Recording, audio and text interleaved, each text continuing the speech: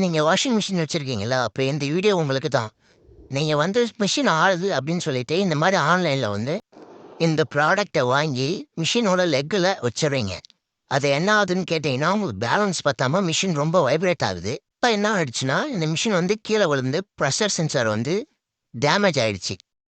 Machine right hand side சாஞ்சதுனால, இந்த கல்லு போயிட்டு அந்த சென்சார்ல போய் பட்டுருக்கு. அதனால பிரஷர் சென்சார் டேமேஜ் ஆயிருக்கு. நார்மலா மிஷின் ஆடுறதுக்கான காரணம், ஒண்ணு துணி அதிகமா போட்டிருப்பீங்க.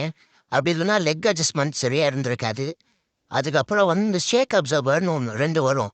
அந்த 2மே ஃபெயிலியர் ஆயிடுச்சுன்னா, இந்த மாரி வைப்ரேட் ஆகும். மிஷின் வைப்ரேட் ஆகுதுன்னா, நீங்க ஒரு மெக்கானிக்க கூட செக் பண்றது நல்லது. வாஷிங் மிஷின்லயே ஷேக் அப்சர்வர் இருக்கும். அத விட்டுட்டு தேவையில்லாம நம்ம இந்த ப்ராடக்ட்ட வாங்கி வைக்கிறதுனால, நமக்கு தான் லாஸ்.